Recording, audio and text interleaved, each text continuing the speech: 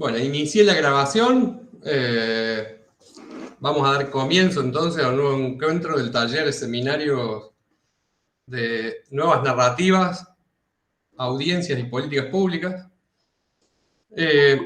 La idea de este taller, un poco lo fui charlando antes de iniciar la grabación, era hacer un abordaje integral. Me gustaría mucho charlar con ustedes, ¿no? Que no sea solo de ida, sino que sea de ida y vuelta, para que construyamos juntos categorías de análisis que nos permitan entender las lógicas de la industria de contenidos.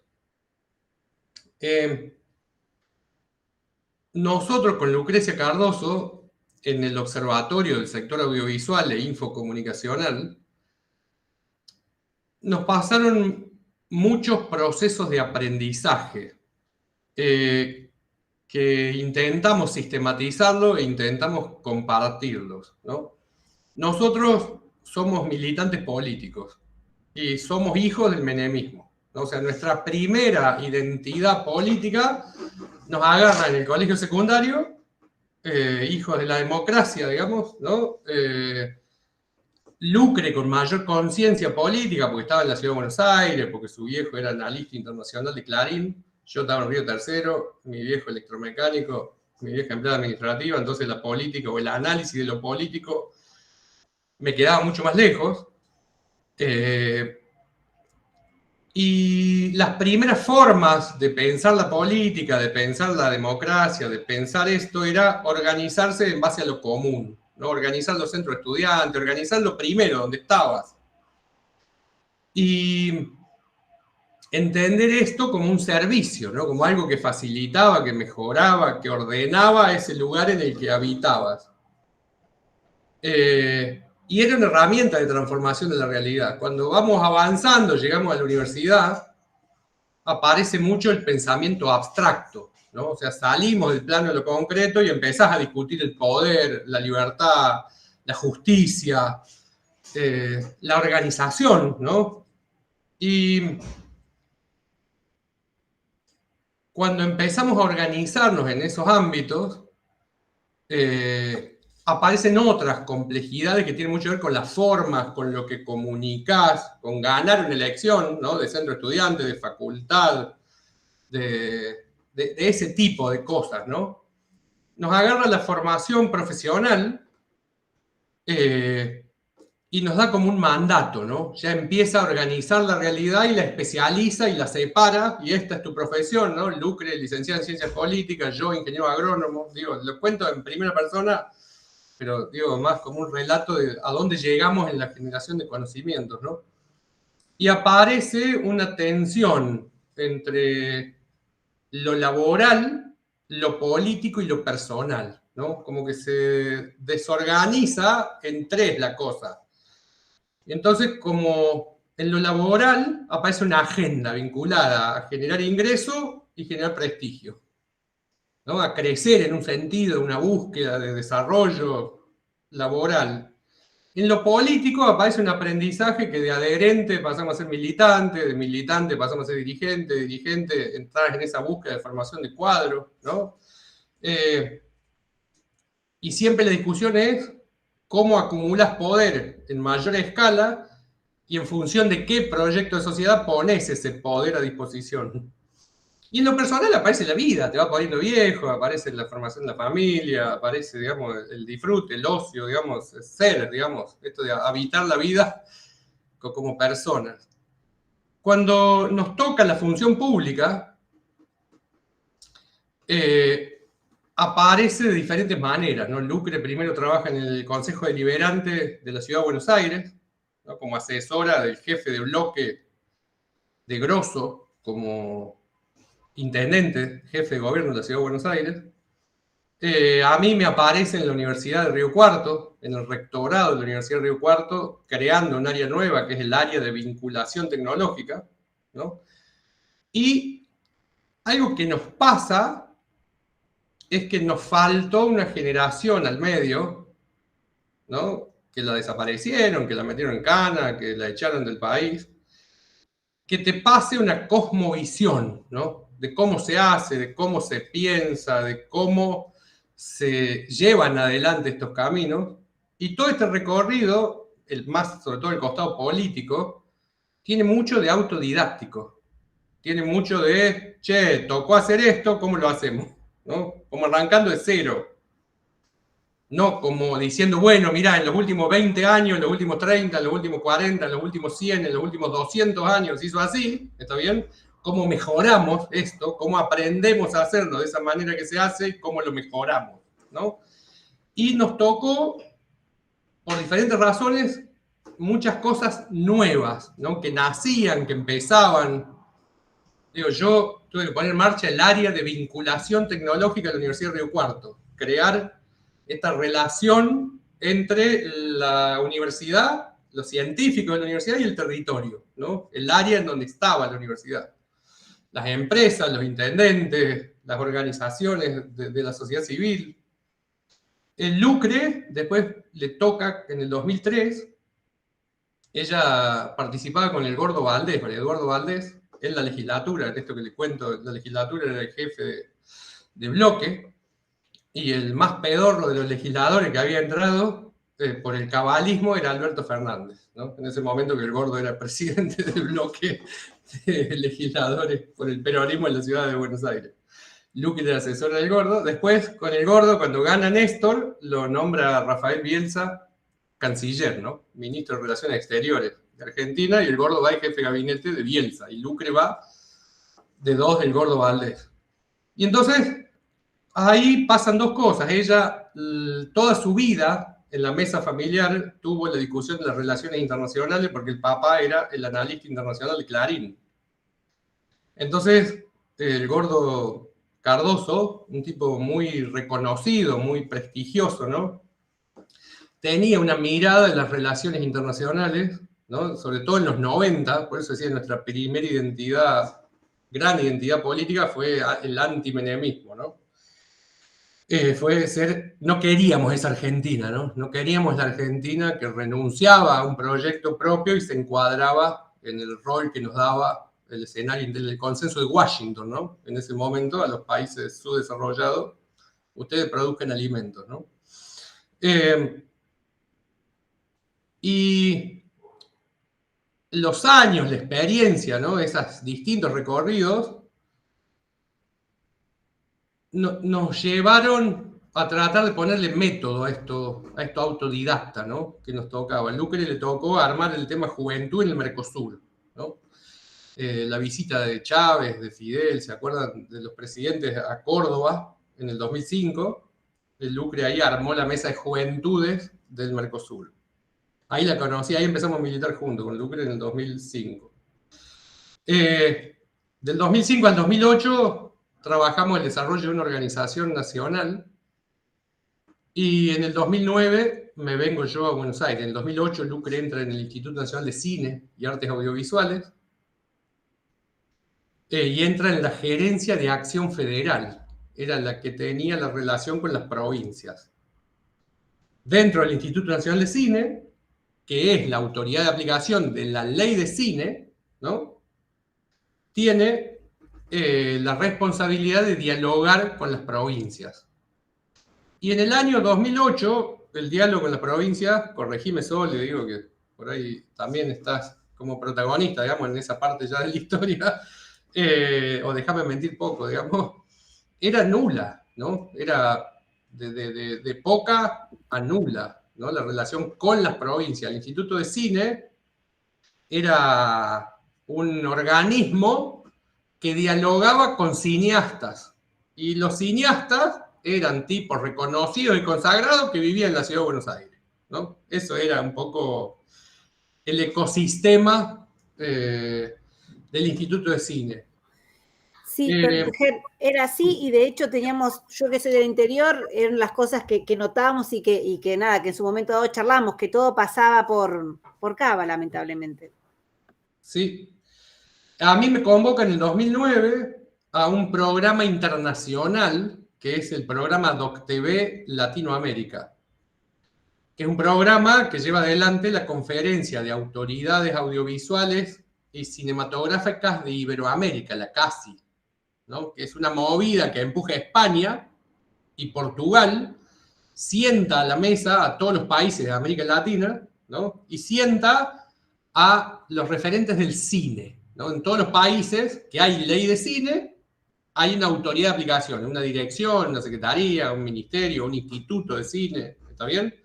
Y esos tipos se sientan de cada país y a fines de los 80 hacen un gran acuerdo de coproducción iberoamericano, y eso es un poco lo que da sentido a la CACI, a esta conferencia de autoridades. Tiene este programa, y este programa, el programa DocTV, documentales para televisión, eso quiere decir DocTV, era algo rarísimo en la CACI, porque la CACI era la meca del cine, ¿no? La meca del cine iberoamericano, la meca de la coproducción del cine iberoamericano.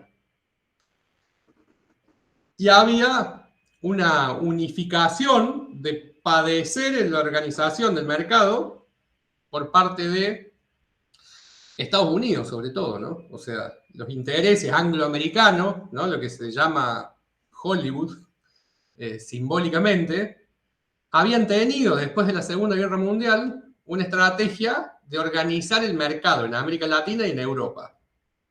Y lo habían organizado. Parte de eso era quedarse con las salas de exhibición y concentrar la distribución, ¿no? Entonces aparecía en América Latina un mapa común. El 90% de la taquilla del cine de todos los países de América Latina se la llevaban películas angloamericanas, ¿no?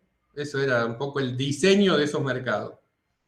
Y las cinematografías nacionales encontraban un obstáculo a la hora de llegar a la sala, porque la sala priorizaba películas que llamaba taquilleras, que eran películas que se habían fabricado para exhibirse en 50, 100 países a la vez, entonces tenían más presupuesto que la que se fabrica para exhibirse en un solo país, más si ese país es chiquito y más si los que viven en ese país son pobres, no tienen capacidad de consumo, ¿no?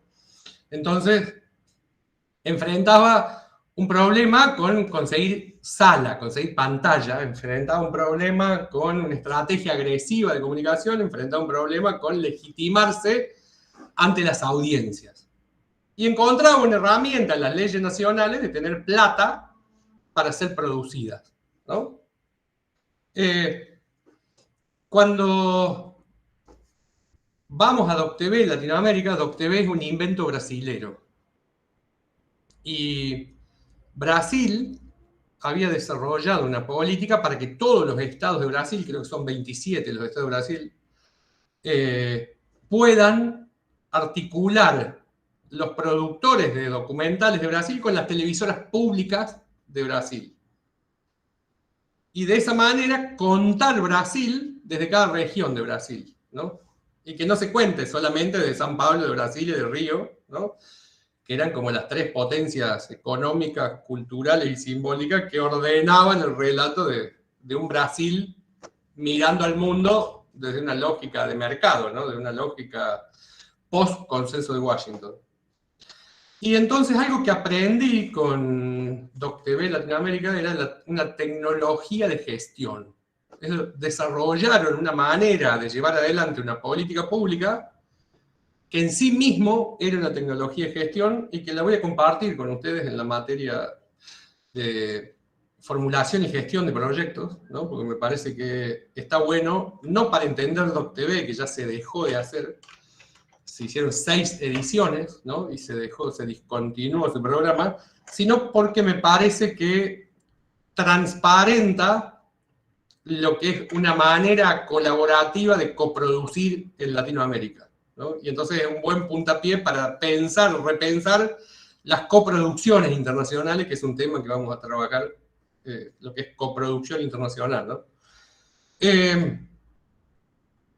Y cuando estábamos en el INCA, algo que nos pasó desde el Instituto Nacional de Cine, es que no teníamos información, ¿no? O sea, uno llega a un organismo nacional como el Instituto Nacional de Cine, se sienta ahí, Lucre estaba en la conducción, si bien ella era gerenta de Acción Federal, ¿no? Ella había llegado con la presidenta del INCA, ¿no? Entonces estaba en la mesa en la que se tomaban las decisiones, ¿no?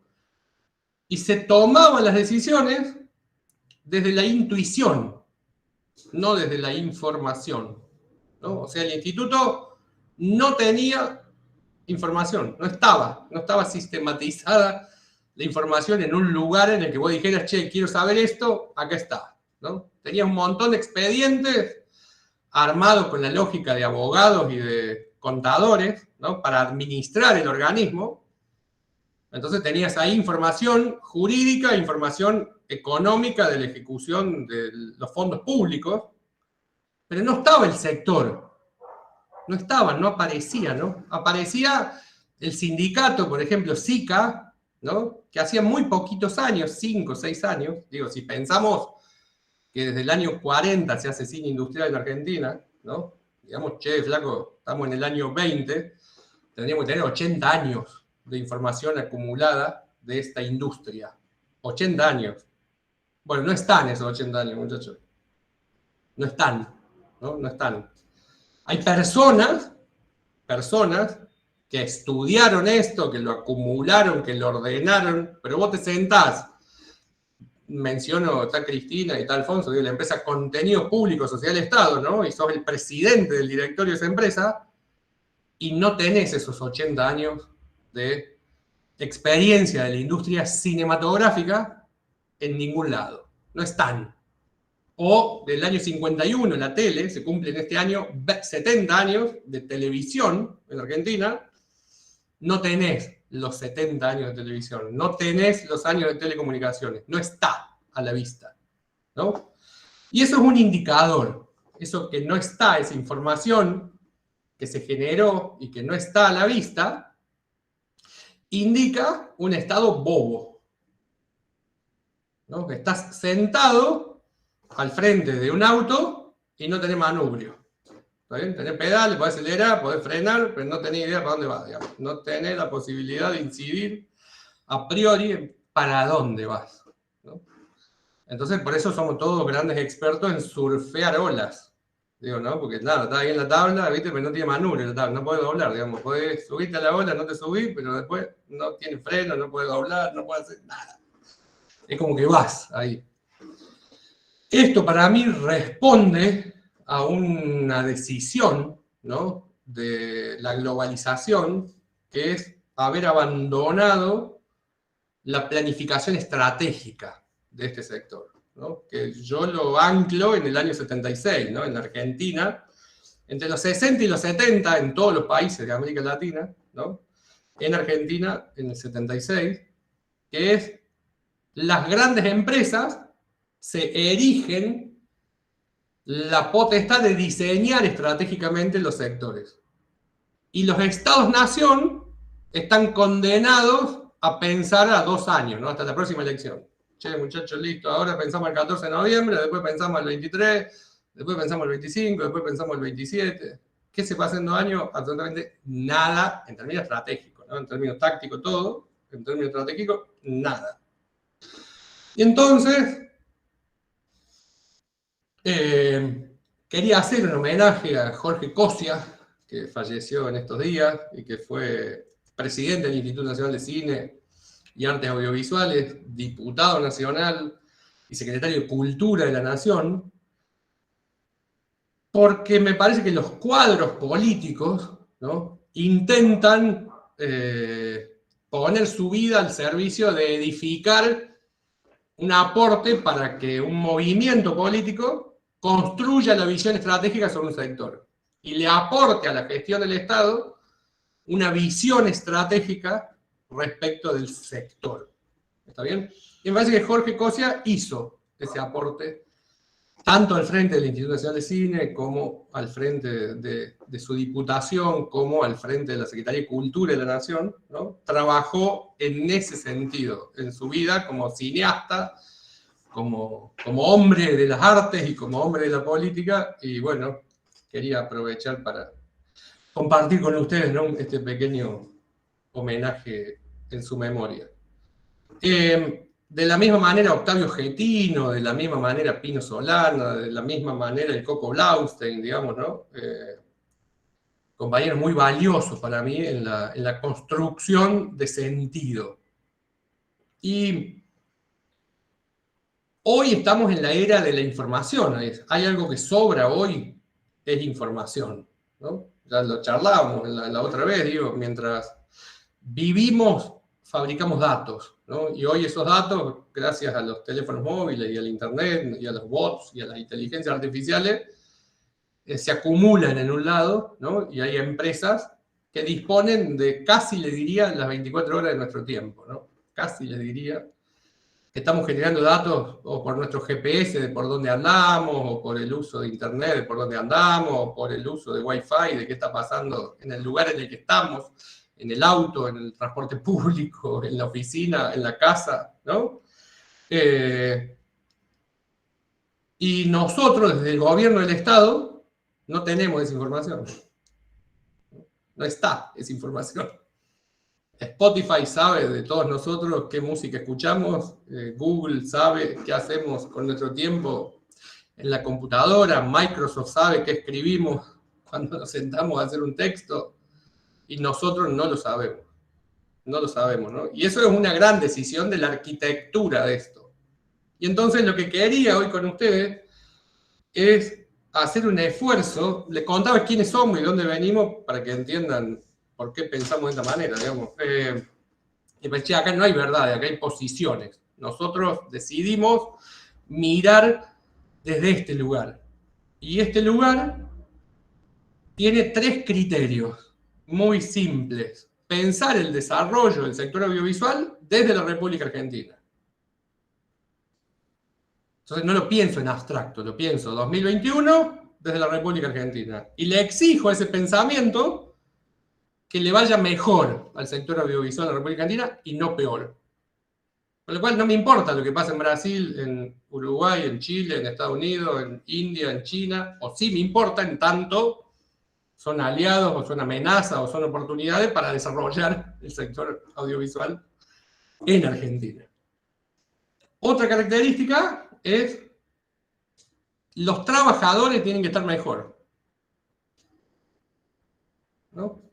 Preferentemente que haya más cantidad de trabajo y como condición necesaria del análisis que haya mejor trabajo, ¿no? Entonces yo quiero pensar ideas de acá para adelante que me ayuden a pensar en un sector en Argentina y que me ayuden a pensar un sector poniendo en el centro de eso la calidad del trabajo que genera, ¿no? Y la calidad de vida de los trabajadores que fabrican los contenidos y que fabrican el entretenimiento, ¿no? El lenguaje audiovisual desde mi país.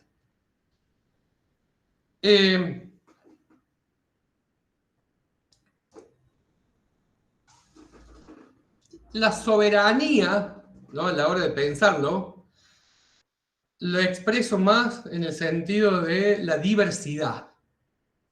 Le ponemos como una tercera condición a esto, que es soberanía y diversidad cultural, ¿no? Yo quiero que un mapuche que vive en la Patagonia Argentina encuentre la posibilidad de desarrollar su cultura, ¿no? Y de compartirla con el mundo, y su manera de mirar el mundo.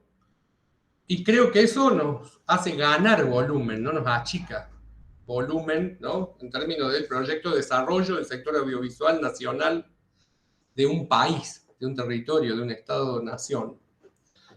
Quiero que un Coya en Salta, en Jujuy, encuentre lo mismo, que un Toba en Chaco. Y quiero que también, ¿no? Un descendiente italiano como yo en Córdoba lo encuentre, un descendiente de ucraniano, de español, de venezolano, digamos, si vamos a las últimas migraciones, ¿no? De boliviano, de paraguayo, de peruano, si vamos a las migraciones más fuertes de los 90 y de la década pasada, ¿no?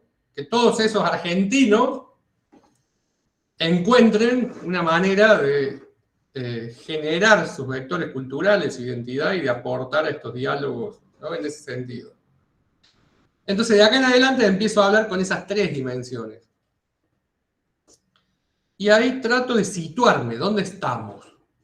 ¿Dónde estamos? Estamos hablando de industria de contenido, sector audiovisual. ¿Alguno podría definir qué es la industria de contenidos o qué es el sector audiovisual? Arrancamos con el peloteo.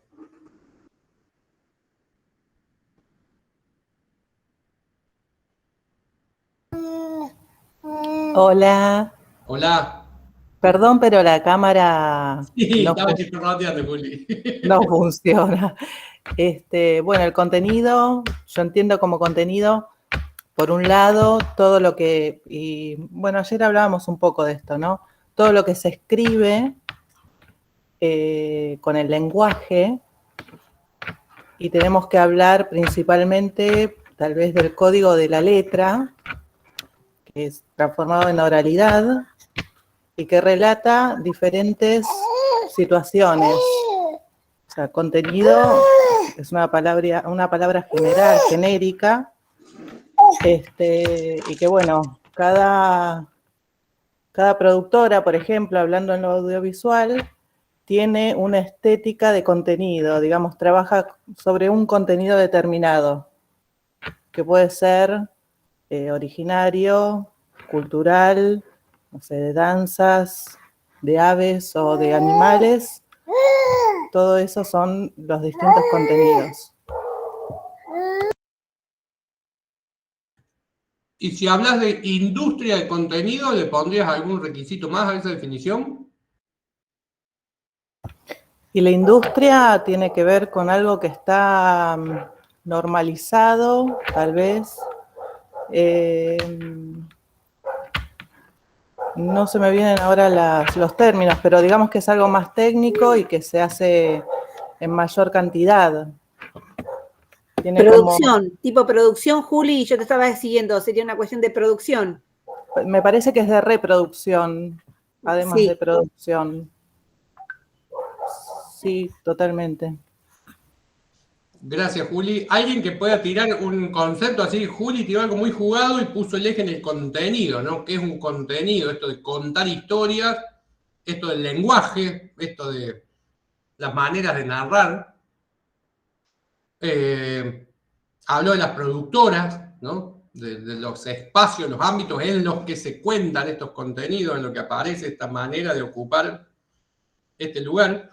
Yo quiero empujar un poquito más la discusión hacia qué es la industria del contenido y o qué es el sector audiovisual. ¿Me tiran alguna definición, algún límite, algo que no puede faltar en la definición? Constancia y permanencia, Germán. Como que sea un proceso que siempre, vamos, no, a mí, estoy trabada hoy con las palabras, pero muy trabada, pero como una rueda que empieza a girar, o sea, yo me lo imagino una fábrica, Ger, no puedo dejar de pensar en una fábrica de productos, que haya permanencia, sale uno, no quiero decir chorizo porque suena muy despectivo, pero esa es la palabra fea para que quiere decir algo lindo, ¿no? De la constancia y de la producción de un, digamos, de productos que estén en el mercado. Mi fondo de pantalla hasta hace muy poco era una foto de una carneada familiar donde fabricamos chorizos. Así que para mí fábrica de hacer chorizos es maravilloso, como metáfora. Me lleva toda la alegría en la vida. Sergio había pedido la palabra, así que le comparto a Sergio. Tomo esto que dice Sole. Me parece importante esto de la fábrica de hacer chorizos como metáfora, ¿no? A la hora de hablar de industria. Sergio. Sí, yo tengo algo muy similar, o sea, tengo el referente como la industria como una fábrica, como una producción de lo que se realiza en el país, en el sector y de la inversión que viene tanto nacional como extranjera para que esa fábrica siga funcionando. Ahí incorporó Sergio algo que no había aparecido todavía, que es lo de inversión, e incorporó también esto de nacional y extranjero, ¿no? Dos categorías nuevas que para mí son grandes ordenadores, ¿no? A la hora de pensar esto. Uno más, por favor, que opine de esto, decir, che, quiero que intentemos definir qué es la industria de contenidos, qué es el sector audiovisual. Alfon. Sí, yo quería hacer un poco de énfasis en los actores que conforman el conglomerado necesario para la producción de los contenidos. Digo, también poder tener en cuenta en esto de poder concebir una industria audiovisual, los distintos actores. Ahí Sergio un poco avanzó sobre esto al hablar de la inversión, ¿no? Pero no podemos dejar de comprender, para poder analizar el sector, un todo, no solamente los contenidos que produce, sino todos los actores necesarios para que se pueda dar esa producción y los recursos que ellos necesitan aplicar. viéndolo desde un punto de vista más económico en este sentido de la producción. Gracias, Alfon. Me gusta este incorporando económico. Sí, Juli, ¿vos querías decir algo? Sí, perdón, que parece que el dedito lo tengo.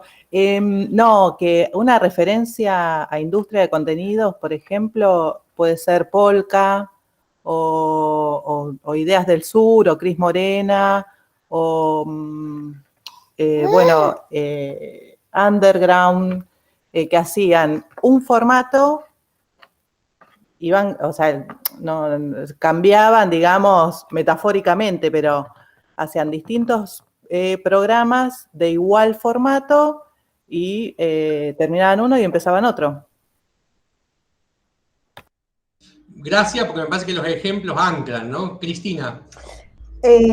Me parece que es como una rueda, ¿sí? Tenemos una pantalla, esa pantalla necesita de productores, de una casa productora o de los directores, los productores y toda la gente que trabaja en esa casa productora, que desarrolla los contenidos, que necesita ese canal o la pantalla que sea, y se van nutriendo unos de otros, ¿sí? Puede ser un instituto de cine, o puede ser una señal de televisión, puede ser privado, puede ser público, pero me parece que es eso, es como una rueda que se va nutriendo y se va retroalimentando de alguna manera. Muchísimas gracias, Cris, y metiste muchísimos más conceptos que es para el lado que quiero ir también, ¿no? En esto de la rueda, habló de jugadores que podríamos poner en el ámbito de lo público, otros en el ámbito de lo privado, habló de una rueda donde hay algunos que producen, algunos que exhiben, ¿no? Ahora dejo acá esta discusión, después la retomamos, ¿está bien? Entonces, quedó ahí como, ¿qué es la industria de contenidos? ¿Qué es el sector audiovisual? Bueno, apareció esta conversación. Vamos a otra conversación. ¿Qué es la cadena de valor? ¿Escucharon alguna vez hablar de cadena de valor? ¿A qué la asocian? ¿Qué es la cadena de valor? Y algún ejemplo, así como Juli dijo, che, para mí industria es underground, es polka. Bien, lo que les resuene por esta discusión. Vamos con qué es la cadena de valor.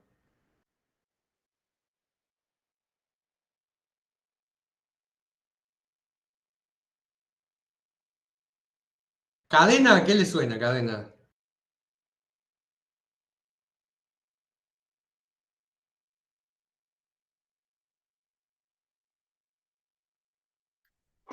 ¿Me meto otra vez yo? ¿Puedo? Dale, Alfon. Alfon es economista, Bien. que nada, va a tener una desviación profesional, entiéndanlo. Antes soy productor audiovisual, respetemos primero. Más el corazoncito primero. No, bueno, justamente cadena de valor se refiere, entiendo, usted me va a corregir, profe, a los distintos eslabones que en el proceso de gestar el producto van aportando un valor agregado. Desde el momento de la filmación, después el otro de la distribución, y así, digamos, en el momento de la edición del producto, las distintas etapas, la replicación, en este caso para hacer varios discos del mismo producto para que después se vaya a parar a todas las salas de cine, la exhibición, y así en las industrias a eso le llamamos cadenas de valor. Hasta ahí. Gracias, Alfon. Sí, yo lo entendí claramente, por lo menos la oposición. ¿Alguno más? ¿Alguna vez escucharon cadena de valor del sector audiovisual, cadena de valor de la industria de contenido? ¿Con qué se come? ¿A qué se refiere? No, yo lo escuché, lo que pasa es que no me acuerdo con claridad, pero sí está relacionado a las actividades para lograr alguna cosa.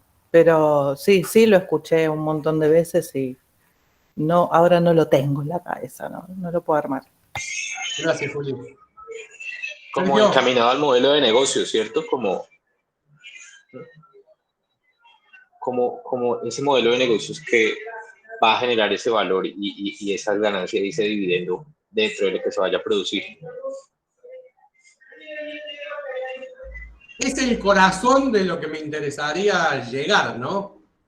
Modelo de negocio, ganancia, ¿no? Aparece ahí categorías, ¿no? Vamos como teniendo más categorías todavía. Voy a otra conversación, entonces. No sé por qué. Estaba convencido que cadena de valor era algo que teníamos todos mucho más interiorizado, digamos, que era una conversación más fluida. Me sorprende un poco.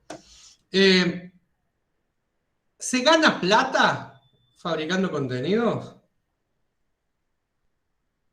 Reflexiones, opiniones, informaciones. Les escucho. Y es relativa la respuesta, Germán. Es relativa. En realidad, depende de dónde estés inserto y cómo vas a ganar plata o no. Si sos una productora independiente, chiquita, estás arrancando, es probable que termines, como me ha pasado, poniendo plata. Y no es que vivís de otra cosa. Yo vivía de la docencia mientras que hacía cine. En cambio, si tenés otro tipo de inserción, Polka, Patagonic, y sí, ganan plata. Ganan plata. O sea, depende de ellos. ¿Vos ganaste plata, Sole? ¿Qué? ¿Vos ganaste plata con tu experiencia como productora? Para sobrevivir unos meses, no para vivir del cine. En el instante, o sea, yo igual abandoné, lamentablemente tiré la toalla antes, pero los años que estuve, sí, había meses que sí, quiero decir, ganaba bien. En publicidad sí gané plata. En publicidad sí gané plata. En cine no. De hecho, lo que hacemos con amigos que son del medio, muchas veces ellos se daban el lujo de hacer una película. Total, en publicidad sacaban en 3 días de trabajo, 10 días de trabajo, lo que sacaban capaz que por una película. Y directores de fotografía reconocidos, no te digo un alumno recién recibido. Clarísimo, Sole incorpora nuevas categorías, ¿no? Esto de que es relativo, esto de que hay algunos que sí hacen plata, otros que pierden plata.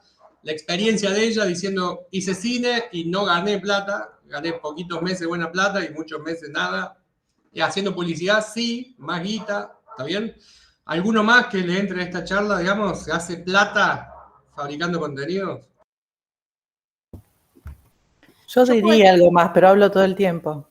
Si querés, Juli, te piso yo un segundo y te dejo seguir hablando. Cortito, Juli, un título, tirame un tweet. No, que no me salen el nombre, pero los chicos que hacen YouTube, ¿cómo ganaron? Influencers. Lo que pasa es que ahora influencers también son otra cosa, pero en el primer momento, digamos que sí, no solo ganaron plata, sino muchas cosas más. Lo digital hace ganar más plata en relación a cómo se producía antes. El modo de producción cambió y benefició económicamente, me parece. Porque me encanta ese tweet, Juli, porque achica. Pero si me gusta. Si yo hago un hilo de lo que vos venís... De eso estaría de acuerdo con vos. Si yo hago un hilo de lo que vos venís diciendo y de pensar el contenido Argentina, para Argentina, ahí, y hablando de la cadena de valor, y entonces tenemos que sumar al público, y la masa que hay en Argentina no se puede comparar con Brasil, no se puede comparar con China, no se puede comparar con Rusia, entonces hay una desventaja proporcional con respecto al consumo. Ahí terminé. Gracias, clarísimo. Metió un montón de categorías, fíjense que habló de lo digital, ¿no? Metió a los influencers como tipo que fabrican contenido y que no es cine, no es tele, es claramente digital. El ecosistema, ¿no? Habló de los tamaños de país, ¿no? Habló de los tamaños de jugadores, de los mercados. Me parece que se va creciendo la discusión. Uno más que hable de esto, ¿se hace plata fabricando contenido? Permiso, voy a opinar. Yo soy muy poco academicista, por eso de todo de las categorías y demás no le entro así con soltura, se me suelta la cadena de valor. pero claramente genera ganancias, todo lo que es la industria de contenido y hoy como entendida como industria, por supuesto que da ganancias. El tema es que se concentra, así como dio el caso Julieta de los youtubers, o sea, sí, hay miles, millones de youtubers, hay algunos donde se concentra, igual que en la industria, digo, Polka o Wander y y estos que mencionaron, donde se concentra después como el poderío, podemos decir, la influencia y el sostenerse, porque en definitiva son empresas que logran sostenerse en el tiempo y entonces por eso, o sea, pueden como seguir como andando, ahí no se les suelta la cadena como a mí. Perfecto, gracias Maite. Maite le agrega a esto la referencia que estamos en un sistema capitalista, ¿no? En Argentina 2021, y que la lógica inherente al sistema capitalista es la acumulación, y que la acumulación genera en todos los sectores de la economía, en todos los mercados, un proceso creciente de concentración. Siempre, cualquier sector de la economía que nosotros agarremos, miramos una foto, a los 10 años la volvemos a ver, a los 10 años la volvemos a ver, a los 10 años, y siempre vamos a ver que hay menos jugadores más grandes. ¿Está bien? Y esa es la lógica del sistema capitalista de producción, en el cual te inserto la lógica de este sistema de desarrollo del sector audiovisual que queremos analizar. ¿Está bien? Voy a una última conversación antes de empezar a cerrar, digamos, para abrir.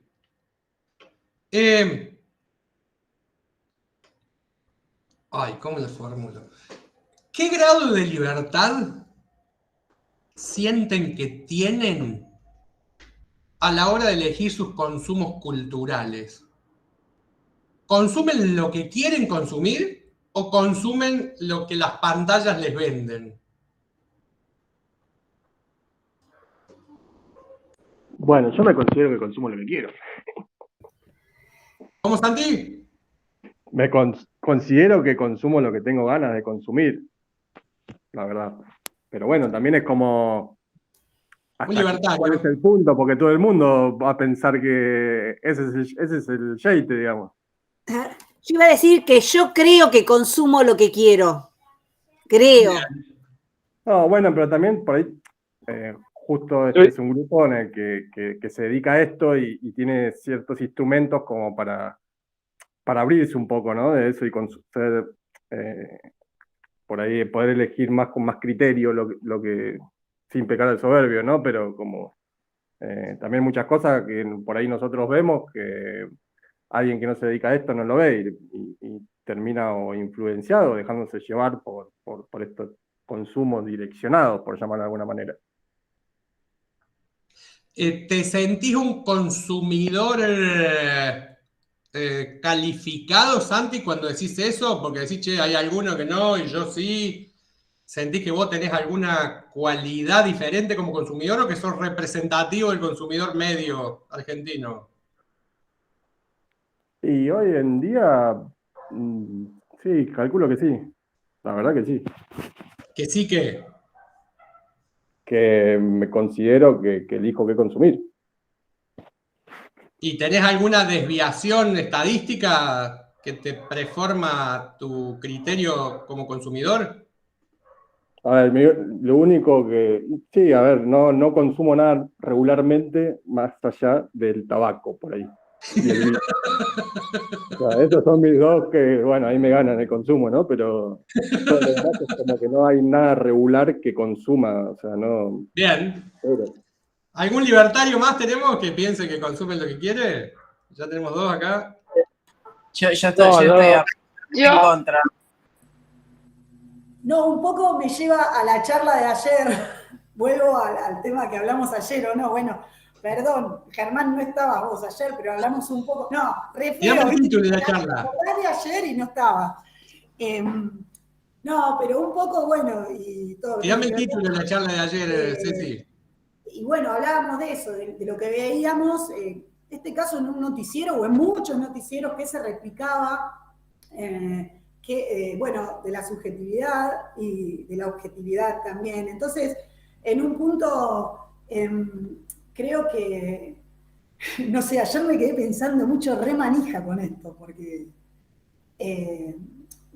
pensando en lo que vemos, en lo que vemos y en lo que nos muestran, y ahí me pongo como espectador, no como digamos, no desde mi lugar de productora, pero evidentemente hay muchas cosas que vemos que obviamente todo tiene una mirada, un corte, todo tiene una visión. Ahora, si realmente estamos viendo lo que queremos, por ejemplo, en el caso de un noticiero, estamos en presencia de la objetividad, y en ese caso te digo, no, claro que no, digamos, no.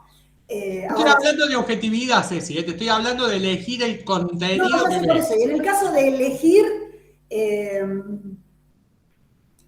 yo creo que en un 70% sí elijo. Y hay un 30% de barullo que me acompaña, así como en la cancha, y no sé si, y después quizás me doy cuenta. Me gusta el 70-30, voy a ver si te lo doy vuelta, voy a ver si te lo doy vuelta, 70-30, pero me gusta, el 70-30 me gusta. Mariola, ¿vos habías pedido la palabra? Sí, es que yo creo que, gracias, pues, no sé, o sea, no somos libres del todo, o sea, eres libre si tienes dinero para pagarte otras opciones, es decir, las plataformas de streaming, todo eso te lo tienes que pagar, si no vas a morir a los canales, a la oferta que tiene la televisión pública, y eso es muy reducido la oferta, y a la fin vas a lo que el gobierno quiere que veas o a lo que los canales privados quieren que consumas. Entonces, eres libre si tienes para pagar, pero no, a mí me pasa con los periódicos, que a mí me gusta mucho contrastar la opinión de los diferentes periódicos, porque van muy afines a su línea ideológica.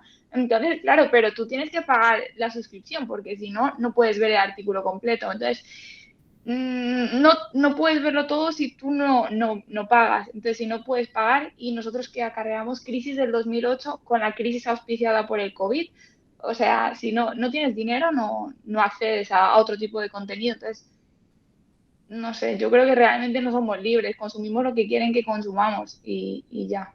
Igual en las plataformas de streaming nos dan lo que quieren. Sí, hay más oferta, puedes acceder a más contenido, pero para mí está todo como muy, muy limitado. Muchísimas gracias, Mariola. Y creo que Mariola incorporó 2 o 3 categorías nuevas también a esta discusión, ¿no? Tanto Ceci como ella, que habla como consumidores, ¿no? Como consumidores. Y me parece que no es menor eso, que no es menor. Yo, a modo de provocación y sobre todo para chicanear a Santi, digamos que también tenemos discusiones viejas atrasadas, creo que en la década de los 90 no vimos en la tele ni en el cine ninguna peli ni ninguna serie dirigida por mujeres, y creo que eso no fue una elección, ¿no? No fue que no quisimos ver contenidos fabricados por mujeres, ¿no? Sino que había una manera de organizar el sistema de producción, distribución y exhibición de la cosa que dejaba a las mujeres afuera, ¿no? Digo esto porque es un tema contemporáneo también y que contradice un poco esta elección, de decir, che, ¿no queríamos ver contenidos dirigidos por mujeres? ¿Nos pasaba que éramos una sociedad que no queríamos ver ese contenido? No estaba en el mainstream ese contenido porque eran todas horribles dirigiendo, escribiendo, filmando las mujeres, ¿no? O había un tema de cómo está diseñado la arquitectura de un sector en un sentido más estratégico, ¿no? Intento retomar ahora toda esta ensalada, ¿no? de cosas. Agradezco mucho la participación y pido disculpas cuando me voy mucho, por favor tráiganme de vuelta. Nosotros usamos una teoría, un marco teórico que es la teoría de los sistemas complejos, ¿no? Y les propongo un apunte que hace un filósofo, tenía 26, 27 años Bruno cuando escribió eso, trabajaba con nosotros en el año 2016 en el Observatorio del Sector Audiovisual e Infocomunicacional, y lo escribió como parte de su tesis de grado como filósofo, ¿no? En la teoría de los sistemas complejos, lo que intentamos abordar finalmente es entender que la arquitectura de los mercados está diseñada, ¿no? Que no hay nada espontáneo, que no hay nada voluntarista, que no sea marginal en el análisis de un mercado, ¿no? Y que el mercado del entretenimiento, de la industria del contenido, del sector audiovisual, es multimillonario, ¿no? Mueve miles de millones de dólares en Argentina y miles y miles y miles de millones de dólares en el mundo, ¿no? Y que es un negocio muy rentable y que hacen mucha plata los grandes jugadores que diseñan la arquitectura de este gran ente que nosotros decidimos llamar ecosistema digital global. Y que yo puedo cuantificar el tamaño económico de una empresa, por cuánto factura, por la cantidad de empleados que tiene, por el patrimonio que tiene, ¿no? Hay como 3 indicadores más o menos clásicos, que es la facturación bruta anual, el patrimonio y la cantidad de empleados, ¿no? En general esos son los indicadores que se usan para comparar tamaños, ¿no? Cuando hablamos de empresas y cuando analizamos un sector de la economía. Pero no puedo definir el valor simbólico de esa empresa, ¿no? ¿Cuánto incide Disney en la cosmovisión o en la subjetividad de cada uno de nosotros y nosotras que estamos hoy en esta sala, ¿no? Yo les digo Disney y estoy seguro que el 90, si no el 100%, sabemos de qué estoy hablando, y estoy seguro que las historias contadas por Disney llegaron a nosotros, y estoy seguro de que nuestra manera de mirar el mundo tiene adentro una capa que es fabricada por Disney, ¿no? Y que entonces somos anti-princesa porque antes comimos princesa, ¿no? Y entonces, cuando hablamos de princesas, entendemos claramente de qué estamos hablando, ¿no? Hay un lenguaje común de símbolos que todos, para mí, lo tenemos. Y entonces una de las características es la interdefinibilidad de estos sistemas complejos, ¿no? Que se definen uno en relación a otros y unos en relación a sí mismos en el tiempo. En Argentina, en los 90, el diario Clarín era el sentido común de la clase media argentina, ¿no? Se definía el diario como lo que acompañaba el café y las medias lunas. Estaba en todos los bares y estaba en todos los hogares, y era el sentido común de la sociedad argentina. ¿No? Esto que decía Ceci, che, yo elijo el noticiero, o lo que decía Mariola, elijo qué informarme y sé la línea editorial del medio. Bueno, en los 90 en Argentina no pasaba eso. Tenías un papel que era el sentido común a través del cual te informabas, ¿no? Eso se puso en crisis y hoy ese mismo diario sigue existiendo con esa misma línea editorial, con esos mismos dueños, no cambió ni el patrimonio tanto de la empresa diario, ¿no? Ni la cantidad de empleados de la empresa diario, ni la facturación bruta, si querés, pero cambió el valor simbólico de ese diario. Hoy me animo a decir que el 80% de los que estamos en esta sala no sabemos las últimas 3 tapas de este diario. En los 90 era imposible eso. Ya está, la tapa del diario la tenía tatuada acá. Te levantabas a la mañana y la tatuaban acá en la frente. Te lavabas los dientes y mirabas, ¿no? Eso, y pensabas eso, y hablabas de eso, y opinabas de eso. Y entonces el valor de la tapa de diario cayó. El diario en términos económicos sigue siendo el mismo sujeto, pero en términos simbólicos cambió, ¿no? Yo creo que creció en patrimonio igual, ¿eh? Bueno, ahí va, ese es el otro coso, Juli, digamos, el otro valor, ¿no? De analizar esto, además de la interdefinibilidad, ¿no? Decir, che, yo digo, el relato, aparece el influencer que antes no estaba, aparece el cine que sigue estando, aparece la tele que sigue estando, ¿no? Aparece las redes sociales ocupando un rol y sigue estando el diario, ¿no? Lo otro es el concepto de grupo económico, ¿no? El concepto de grupo económico. Digo, ¿cómo paso de empresa de medios a grupo económico, ¿no? Ahí me detengo un minuto, esto supongo que todos lo saben, pero lo hago medio así de memoria, digamos así, como un repaso rápido, para entender cada mercado, ¿está bien? De todos los mercados que vamos a poner adentro de esta definición de industria del contenido y adentro de esta definición de sector audiovisual e infocomunicacional, le agrego ahora, ¿no? Tengo un mercado que es el mercado del cine, ¿no? Que en Argentina toma estado industrial, digamos, en la década del 40, supongo que en Europa antes, ¿no? En la década del 30 puede ser inclusive. en ese mercado nace con grandes fábricas de contenidos, ¿no? O sea, las productoras de cine eran grandes estudios, fábricas de cine. Eso eran en la década del 40 en Argentina. Y en muchos países del mundo era eso, y Hollywood, ¿no? Sigue revistiendo algo parecido a eso, ¿no? La fábrica que produce el contenido tiene forma de fábrica, tiene un lugar físico, tiene un lugar, tiene un estudio. En ese estudio tiene tecnologías, luces, cámaras, equipos de sonido, ¿no? Donde ocurre la fabricación del contenido. Tiene trabajadores calificados, ¿no? Muy calificados, un sector con trabajadores muy calificados, un guionista, que es un trabajador de altísima calificación, un director, un productor, un director de fotografía, de arte, de sonido, son trabajadores muy calificados comparado con otras actividades industriales, ¿no? Eso es el eslabón de la producción. Después tenían la sala de cine, ¿no? Que era donde se exhibía este contenido, donde ocurría el hecho económico. Pagaban la entrada para ver la peli, ¿no? Eso es muy importante en estos mercados. En un ámbito se fabrica y en otro ámbito se realiza el valor. Y el valor de la peli se realiza en la sala de cine. Yo pago, me siento y veo la película. Ahí generé el ingreso de esta cadena de valor, ¿no? Ahí en la sala. Y entonces está el dueño de la sala de cine, que es otro empresario de otra característica, que lo que hace es dialoga con la audiencia.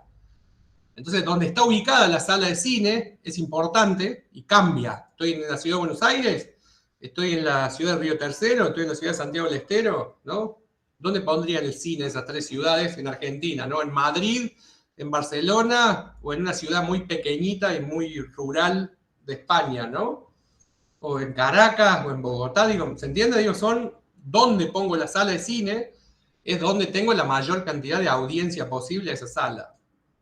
Y aparece, lo que decía, una decisión de Alemania, una decisión de Inglaterra, de Estados Unidos, de decir, che, ojo, que esta cosa crea ideas, ¿no? Ojo, que este es un dispositivo simbólico. Termina la Segunda Guerra y dicen, muchachos, déjense joder en Argentina con esto de hacer cine, ¿está bien? Muchachos, ustedes hagan vacas, ¿está bien? Produzcan ahí maíz y produzcan vacas. Y la manera en la que te lo dicen es como se ejerce el comercio internacional, con el uso de la fuerza, ¿no? Entonces, este sistema se estructura con el uso de la fuerza. Te cagan a tiro, te matan, te sacan de juego, ¿está bien? Tenés piratas que van al mar y vos vas con un barquito, llevas acá un montón de peliculitas que voy a vender a Europa y vienen y te tumban el barco, ¿está bien? Así se organiza el comercio internacional, digamos. No hay otra manera, no hay una manera de que están los que hacen las cosas bien, los que hacen las cosas mal, los que se organizan. No. Viste ahí, te cagaron a tiro, digamos. No pierdan de vista esto a la hora de analizar toda esta cosa, porque finalmente lo que está pasando hoy es eso, ¿no? Se está desordenando quién tiene más posibilidad de cagar a tiro a quién, y se está reorganizando el comercio mundial de todo esto, ¿no? Y a nosotros dijeron, muchachos, no hay más acetato, no pueden filmar más en 35 milímetros, se quedan afuera del juego. Y quebraron las empresas que hacían cine para toda América Latina, en Argentina. ¿No? ¿Por qué? Por una... Sí, Maite.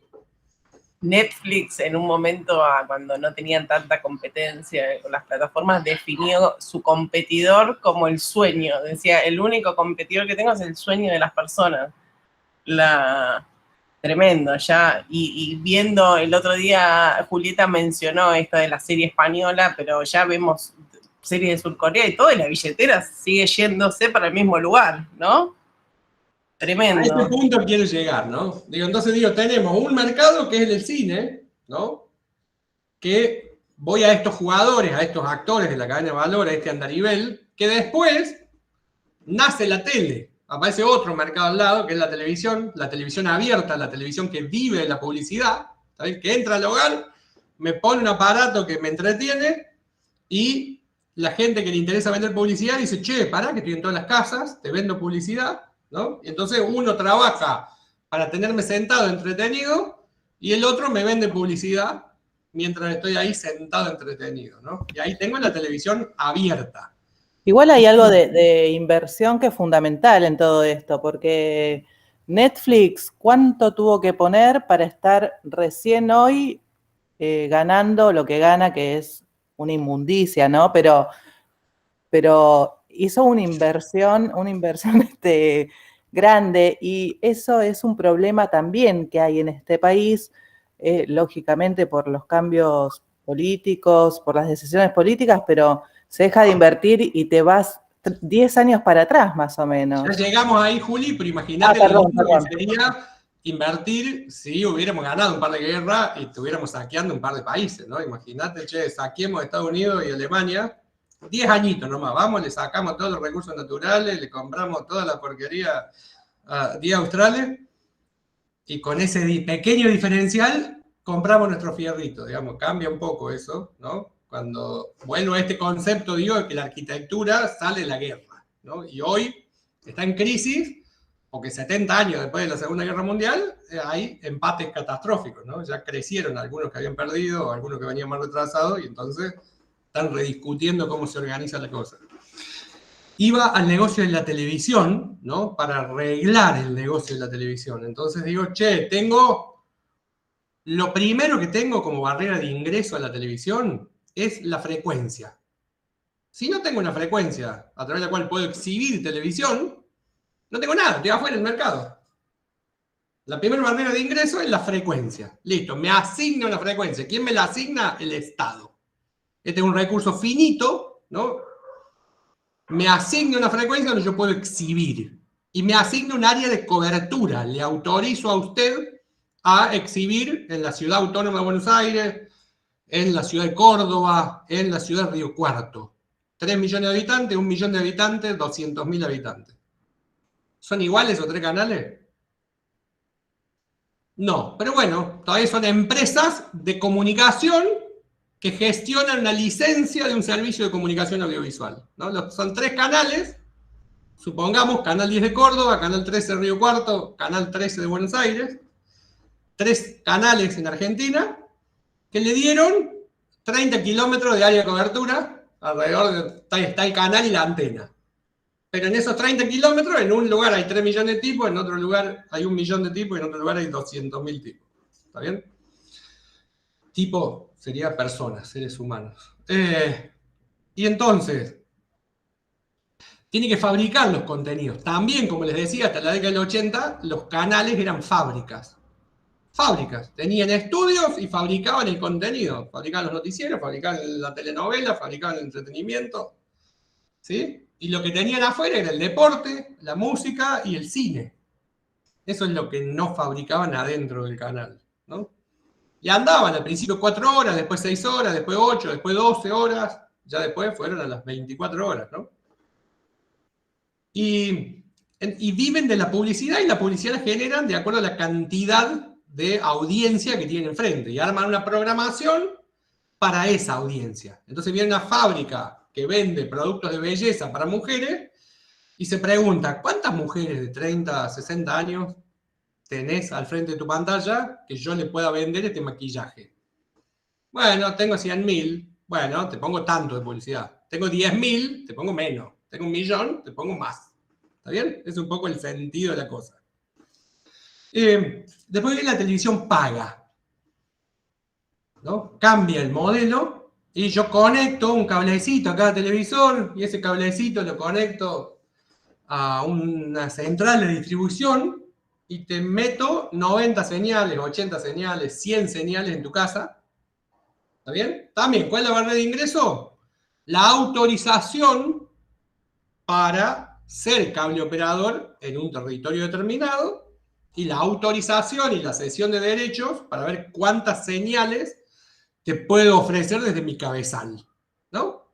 Te puedo ofrecer 80, te puedo ofrecer 90, 100, 120, 150 señales. Bueno, tengo que comprar los derechos de cada una de esas señales y tengo que tener autorización para estar en ese territorio. ¿Está bien? Ofreciendo este sistema de televisión paga. Cambia el modelo y es por suscripción. Yo te pago un abono mensual, vos conectás mi hogar, me habilitas una cantidad de televisores en función de lo que te pago, y me habilitas una cantidad de canales, ¿no? Y entonces, al principio era sin publicidad eso, ¿no? Hasta el 2009, hasta la ley de medios, era sin publicidad la televisión paga. El sistema era por suscripción, ¿no? Y lo que te ofrecía diferencial era más canales, canales especializados, ¿no?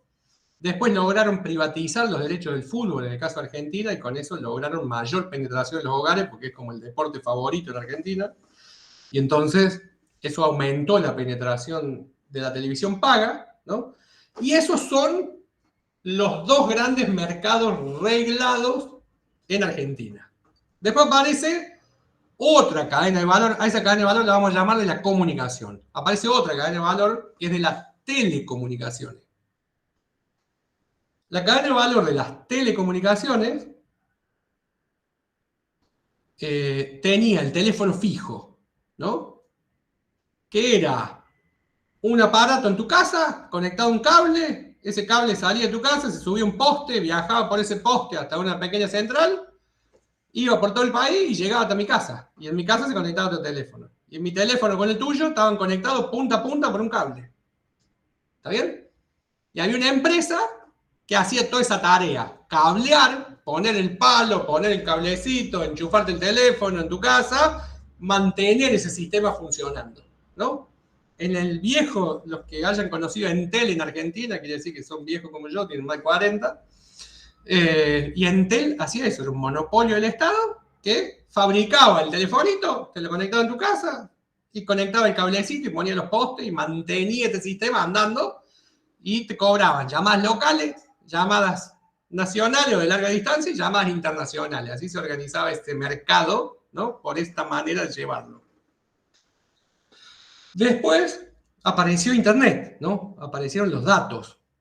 Hasta ese momento que aparecen los datos, la televisión paga iba por el cable coaxil, el cable iba por el cable de teléfono, ¿no? Iban por poste, pero eran postes distintos, y uno era de telefonía y otro era de cable. Dos mercados totalmente distintos. Cuando aparece esto, aparece la telefonía móvil. Ya el teléfono no tiene que estar enchufado a un cable, se transformó el audio en ceros y unos, y entonces un aparatito transformaba tu sonido en un software, lo transformaba en ceros y unos, viajaba por el aire, ¿no? Como un emisor hacia un receptor, esa antena clonaba esos ceros y unos y lo mandaba a otra antena, que iba a otra antena, que iba a otra antena, que llegaba a tu teléfono.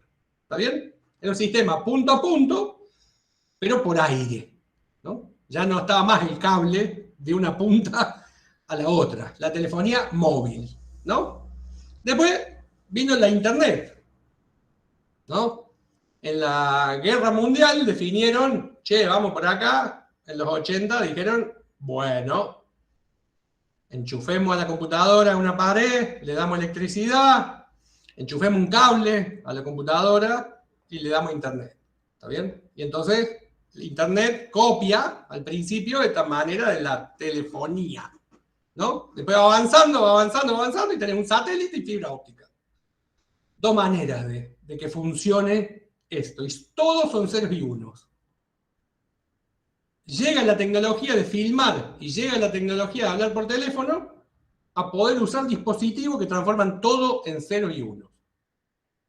Y hay esos dos mercados que de la década del 40 a la década del 80, o sea, 4 décadas, convivieron en el mismo lugar, pero en distintos modelos de negocio, le dicen, bueno, muchachos, hora de cagarse a piña. ¿No? Ahora a las piñas, a las manos, el que gane el más fuerte, ¿no? ¿Quién es el más fuerte? Y en el capitalismo, el que tiene más espalda económica, ¿no? Las empresas de mayor tamaño. En los 90, la globalización de la economía hace que se achiquen los Estados-nación y hay un proceso que se llama privatización. Eso que hacía el Estado-nación de manera monopólica, dicen, no lo hagas más, correte, lo deslegitiman, y ahora vienen empresas extranjeras a hacerlo. ¿Está bien? Y entonces se quedan con el negocio de la telefonía empresas extranjeras. Y entonces esas empresas extranjeras tienen en promedio, y lo mismo pasa con la tele, ¿no? Hasta la década del 70, la mayoría de las televisiones en muchos países eran estatales, ¿no? Y en los 80 y los 90 se privatizan. Y son grupos económicos los que tienen esas licencias. A la salida de los 90 viene la era digital y se tiene que cagar a piña y viene lo que se llama la convergencia tecnológica, ¿no? Por esa misma fibra óptica, por ese mismo satélite, va televisión y va comunicación. ¿Está bien? Las dos cosas. Telefonía y comunicación. Entonces las empresas se cagan a piña y ganan las grandes, ganan las empresas de telecomunicaciones, ¿no? Los estados, en algunos países, quieren regular esto. En Argentina, del 2010 al 2015, la política de televisión digital abierta fue un intento, ¿no?, de que el Estado decía, ordenemos el mercado de esta manera. ¿Está bien? Que no vengan las grandes empresas a ordenarlo, sino ordenémoslo nosotros. Terminó con el ministro que hizo eso preso, ¿no? Es decir, el mercado disciplinando. Che, no, ustedes no, muchachos. Ustedes choren nomás, no pueden decirnos cómo se hacen los negocios, sino que pueden cobrar un pequeño porcentaje por ver cómo lo hacen. Por eso no hay tantos ministros del gobierno anterior presos todavía, porque eso está permitido, digamos. Lo que no está permitido es regular los mercados. Es decir, se piensa de otro lugar, se hace de otra manera, ¿no? Eso es lo que disciplinan, digamos. Este mercado convergente, ¿qué pasa? Internet y lo que pasa en el pensamiento computacional tiene dos cosas, el hardware y el software, ¿no? Lo tangible y lo intangible. Y resulta que los capitanes de la industria de las telecomunicaciones se hicieron toda la fortuna poniendo cable, ¿no?, y ganando ciudades en las cuales ponían esos cables. Entonces la lógica de ello era poner más kilómetros de cable, poner más kilómetros de cosas, la gran pelea de la infraestructura tecnológica. ¿Cómo tengo electricidad de punta a punta? ¿Cómo tengo conectividad de punta a punta? Ese era el pensamiento principal de los tipos.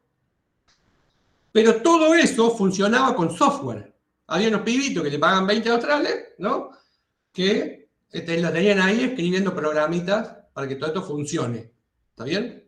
Y esos pibitos se pusieron a jugar. Se pusieron a jugar y dijeron, a ver si te mando una foto por acá. Y pasó la foto. Transformaron en 0 y 1 la foto y la pasaron por internet del otro lado. ¿Está bien? Uy, si te mando esto, y pasó, ¿no? Y de repente armaron los servicios OTT. Los servicios over the top, ¿no? ¿Qué son los servicios over the top?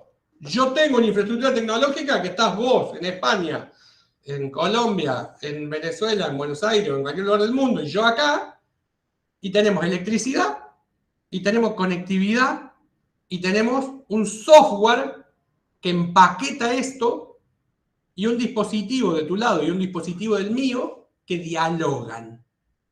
¿Está bien? Y adentro de eso, hacemos lo que se nos canta, ¿no? Hacemos negocio por afuera de eso. WhatsApp es el gran disruptor en esta convergencia, ¿no? El gran ganador en esta convergencia, ¿no?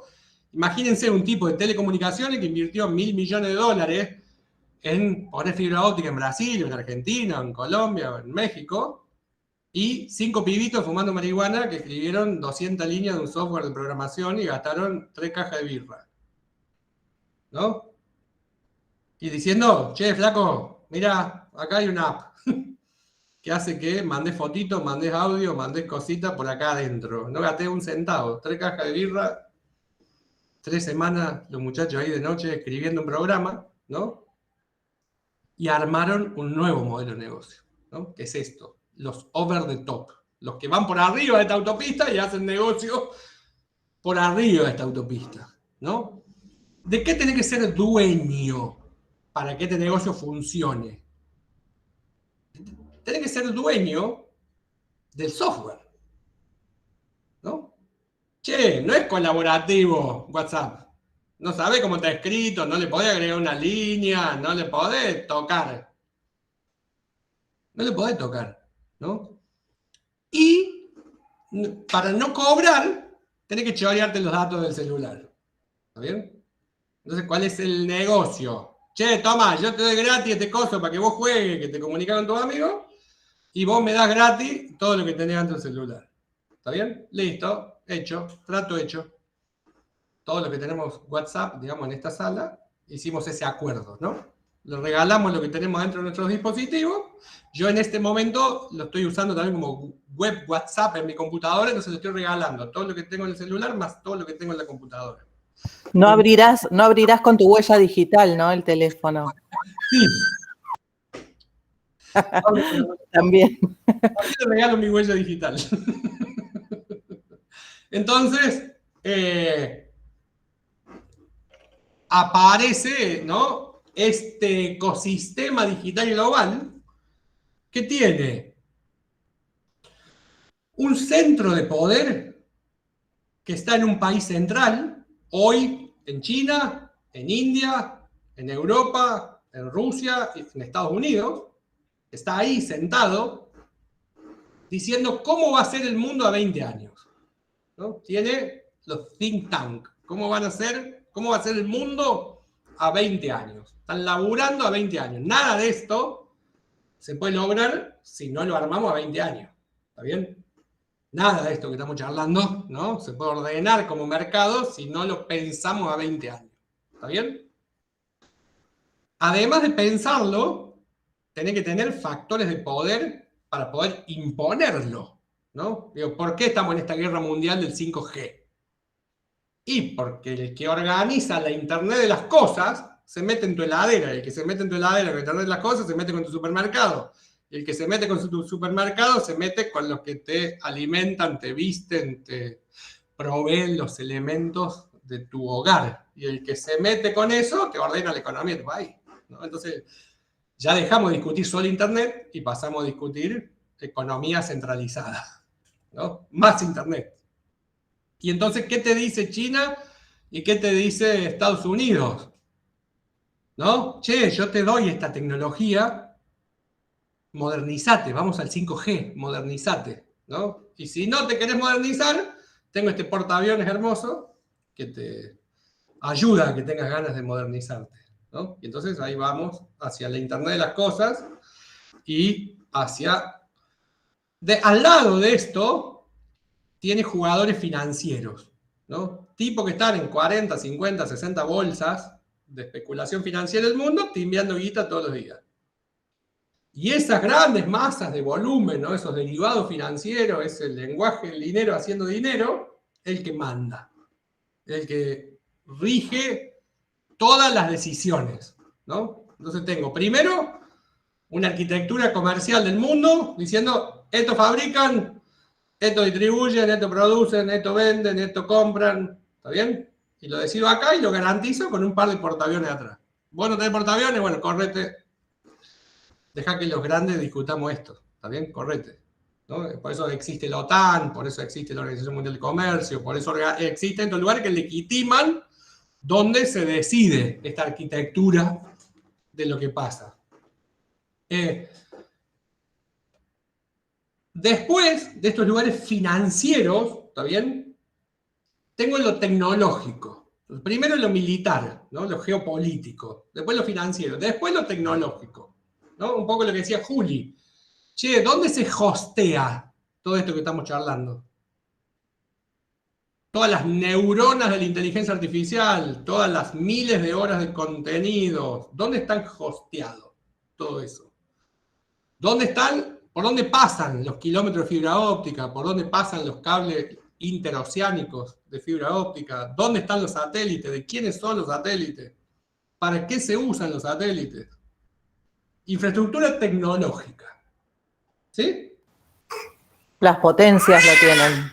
Exactamente. Ellos son los que tienen la capacidad estratégica de organizar el mercado. Nosotros, como Argentina, somos uno de los 10 países que fabrica satélites del mundo. Nos colamos ahí. No dejan fabricarlo, no te dejan decir qué órbita tenés. No, tenés 2 órbitas y callate, gordo. Correte, ¿no? Dejá que hablemos lo grande. Vos tenés 2 órbitas para Argentina. No jodas, ¿está bien? Ellos son los que dicen cuántos satélites hay, para qué se usan, qué órbitas le asignan a cada uno. ¿Con qué criterio? Acá tremendo cuando perdimos, tremendo cuando perdimos el satélite en la presidencia anterior, ¿no? Fue sí, como, no sé, perder un pedazo del corazón, digo, porque... retroceder estratégicamente como claro, un país, digamos, con capacidad de desarrollo de infraestructura tecnológica o sin, digo, ¿Por qué Odebrecht fue el nombre del diablo, ¿no? En América Latina? Porque era la empresa que había logrado el desarrollo tecnológico. Empezó a discutir industria de la defensa y desarrollo espacial en Latinoamérica. Dijeron, no, ustedes para eso no, muchachos. Ustedes banana, vaca, trigo. No jodan con la tecnología espacial. ¿Está bien? Y entonces, nada, te cagan a tiros, digo. O ahora, elegantemente, el lawfare, digamos, te meten en cana. Sí, dale, Maite. Tremendo, tremendo. Igual me llama la atención, un poco trayendo la conversación de ayer que estuvimos viendo los 90 y que por ahí los principales canales, el 11 y el 13, eran del Estado y después se convirtieron en un gran negocio. Lo mismo con Entel. Mi papá trabajaba en Entel y el despido fue en los 90, fue dramático en mi casa. Y después todo cómo se convierten en empresas exitosas de repente cuando pasan a manos privadas, ¿no? Es como, bueno, esto que comentás de los satélites, en definitiva, son todas empresas privadas. O sea, es como, y a veces yo, como poniéndome desde el lugar del privado, me trato de comparar con el Estado y digo, bueno, el Estado va a estar siempre, yo por ahí me muero, ¿no? Esta gente que va a seguir acá por los siglos de los siglos. Nada, hay un tema, digo, con eso de seguir acá, ¿no? Porque justo está todo tan en transformación ahora, ¿no? Que digo, sigo una vueltita más, digo, primero lo geopolítico, la fuerza, el uso de la fuerza militar, ¿está bien? Listo, esa es la primera mesa. Segundo, lo financiero, ¿no? Los que controlan la arquitectura financiera, los que hacen guita especulando, ¿no? Ese es el capitalismo salvaje. Soy broker, estoy en estas 40 bolsas y aprieto botones y fabrico plata, ¿está bien? Y mando. Estoy en el directorio de una empresa que manda. Y dice, esto se hace así acá, y acá no se hace. ¿Está bien? Después lo tecnológico. Ahí voy a lo bajo, a la realidad, en el sentido de la infraestructura. Si no tengo electricidad, si no tengo conectividad, si no tengo el dispositivo que dialogue en este ecosistema, estoy afuera. ¿Está bien? Entonces, la infraestructura tecnológica. Fíjense que en Argentina, todas las cámaras que se utilizan para fabricar audiovisual no se fabrican en Argentina. Todos los equipos de sonido que se utilizan para capturar el sonido en la fabricación de contenido visual no se fabrican en Argentina. El 90% de los software, el 100% de los software exitosos, digamos, que se utilizan para trabajar la imagen y para trabajar el sonido, no se fabrica en el país, ¿no?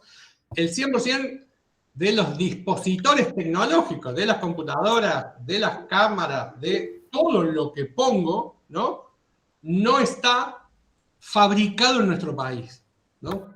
El problema de eso es que nos condena a ser usuarios de eso, ¿no? Porque si estuviera fabricado acá, y está fabricado en el CONICET, acá en la Universidad de San Martín, o en la Tecnológica, en la UBA, en la de Río Cuarto, me voy a la Universidad de Río Cuarto y digo, che, flaco, ¿para qué hiciste esto? ¿Para qué le pusiste este botón acá? Y me explica, entonces entiendo para qué le hicieron, ¿no? Si no, solo soy un usuario, soy alguien que no puede hablar con el japonés, el chino, el coreano, el asiático que lo haya hecho, digamos, ¿no? Para decirle para qué lo fabricaste de esta manera, cómo se usa, para dónde va todo esto. Soy un usuario de esa tecnología. Pero ¿qué pasa ahí? ¿Dónde aparece la potencia nuestra, digamos? De los tres flujos estratégicos de esta cadena de valor, uno es el de la conectividad, ¿no? Entonces lo controlan las grandes empresas de telecomunicación del mundo. Otro es el de las aplicaciones, ¿no? El que empaqueta lo que pasa en cada mercado. Y el tercero es el de contenidos. Y ahí aparecemos nosotras, nosotros, nosotres, ¿está bien? Porque el 80% de los datos que se consumen en este ecosistema digital global se usan para mirar pantallas, ¿no?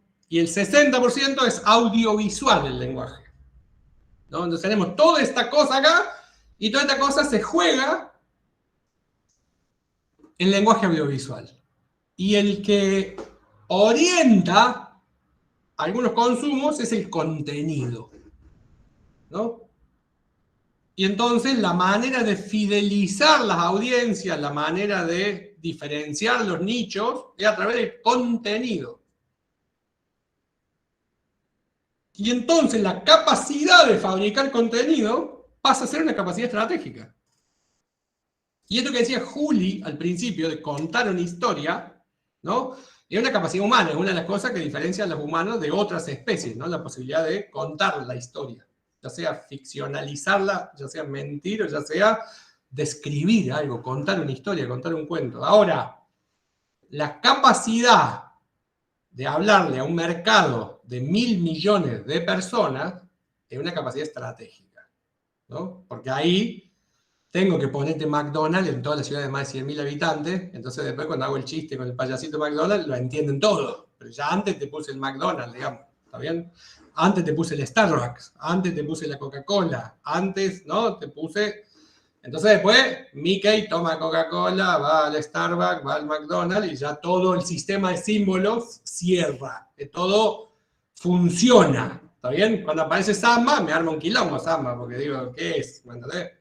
Es argentino, revisa la historia, no toma Coca-Cola, no va a McDonald's, digo, ¿qué es? ¿Me entendés? Me entra el ruido con ese sistema de símbolos, ¿no? Y entonces no le habla a 1.000 millones de personas Samba, ¿no? Entonces tiene otra potencia diferente de la de Mickey Mouse, ¿no? En su época. Y entonces, sí, Sergio y Juli levantaron la mano. Primero Julieta, porque ya levantó la mano primero. Dale, Juli. Bueno, gracias. Respecto a los materiales, hasta hace unos años no podías utilizar Adobe, el paquete de Adobe, que es como súper fuerte y fundamental para lo audiovisual. Yo me acuerdo que tampoco podía buscar quién me lo baje pirateado. Están grabando. Pero bueno, eso era algo tremendo. Y después respecto a lo que hablabas del contenido y la industria cultural, yo decía el otro día, con toda la movida que hay en el trap ahora, acá en Argentina, que es muy fuerte, que hay muchos chicos que tienen como una cosa, no sé, es suburbana, no sé, está buenísimo. Digo, qué raro que no estén produciendo. Y me puse a hacer una investigación y claro, las plataformas y dónde se va el contenido, como hablábamos, como mencioné en otra clase sobre El Reino, ¿no? Que es un contenido argentino que tal vez no lo pueden ver todos los argentinos abiertamente. Y claro, hay ficciones de toda esta movida del trap, yo no la vi realmente, pero seguramente esté ya americanizada en el sentido de norteamericanizada de Estados Unidos, pero bueno, con músicos argentinos, con artistas argentinos, o sea, es todo argentino, no sé si lo hace HBO o Warner, a través de la plataforma. Y pensaba, haciendo un análisis histórico, qué es lo que pasó con el tango, ¿no? Porque digamos que el cine y la música está como muy, muy ligada, ¿no? Tiene como... iban de la mano en la industria. Y en el tango, sí, si bien también se grababa acá, lo hizo Paramount primero con Gardel y con Lepera.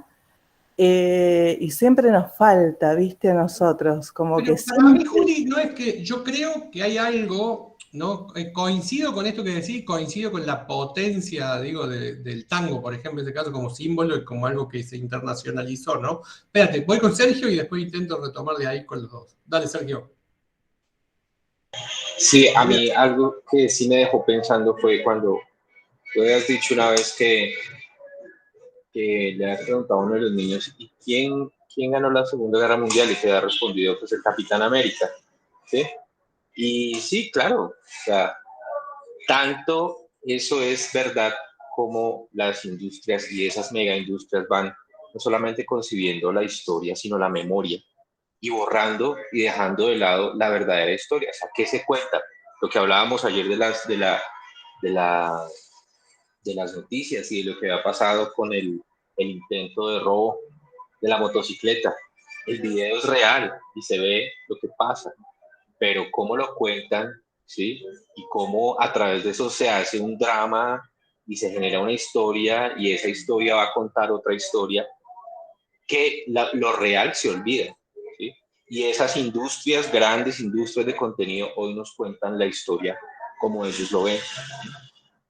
Y es muy cierto, hoy hoy está muy marcado, hoy está muy más marcado que antes, creo, porque existe pues las plataformas, esa democracia del acceso al internet o a la tecnología, y lo que decía Mariela es cierto, quien lo pueda pagar, pues ha generado que la historia y la memoria se reescriba para ellos, ¿sí? Y se olvide.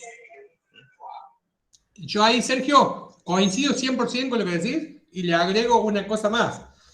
Creo que los grandes jugadores globales nos tratan como generaciones, ¿no? No nos tratan como coyunturas. Y entonces te cuentan las historias de niño de una manera, de adolescente de otra, de adulto de otra, te entretienen y te informan con un universo armónico de símbolos. Y entonces vos, cuando te tratan con ese universo armónico de símbolos, te sentís cuidado y le das entidad a eso que pasa. Y cuando aparece algo disruptivo con ese sistema de símbolos, tiene que ser muy potente para que te llegue, para que logre que le prestes atención, para que logre que fluyas, ¿no? Y entonces, creo que ahí esto de pensar a 20 años, ¿no? Es un factor clave en esto de fidelizar.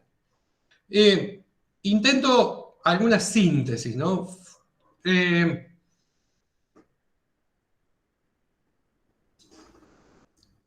La generación de contenidos, ¿no? A nosotros nos hace mucho ruido porque en Argentina existen cosas que en el mercado no existen, ¿no? En Argentina se fabrican 200 películas por año, se fabricaban antes de la pandemia, ¿no? 200 películas por año. Y se fabricaban por afuera de la lógica del mercado, se fabricaban por un fomento del Estado. O sea, se cobraba un impuesto y ese impuesto, en lugar de ir a educación, a seguridad, a salud, a otras cosas, iba a cine, ¿no? Y eso es una cosa que aparece en los países pobres, ¿no? Como una necesidad de legitimar. Che, si tenemos estos problemas de hambre, de desocupación, de pobreza, ¿por qué ponemos plata para que alguien gaste 20 millones en hacer una película, o 50 o 100 millones, ¿no? En hacer una película? Y eso es algo que hay que dar cuenta todo el tiempo, ¿no? Porque somos países pobres.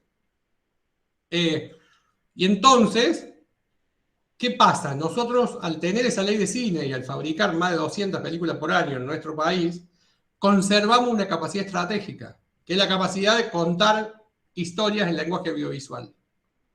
Y eso hace que 30.000 pibes elijan ir a la universidad a estudiar cine o comunicación y no se sientan locos, ¿no? Diciendo, che, en un país con nuestra economía debería haber 100 tipos con ganas de hacer cine y debieran ser 50 hijos de millonarios, ¿no? O sea, decir, che, sí, lo puedo hacer, papá, le saco un palito y hago una peliculita, ¿no? Eso es lo que pasa en países pobres como el nuestro, pero sin política audiovisual, ¿no? ¿Qué pasa? Ya sabes que no vas a poder vivir de eso, ya sabes, digamos, hay como una gran resignación de la sociedad, de decir, che, no puedo hacer cine, entonces ni siquiera vas a estudiar cine, ¿no? Porque te cuidan antes, digo, la gente que te quiere te cuida, te dice, che, no vayas por ahí, ¿me entendés? Andá por otro lado.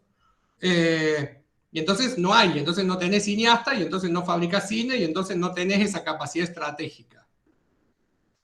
Esa capacidad estratégica se tradujo a la tele, ¿no? Y en la tele logramos inventar un formato que era la telenovela latinoamericana, ¿no? Un gran formato, un formato muy potente de la ficción, que ocupaba un segmento de la tarde y un segmento de la noche en la programación de la televisión.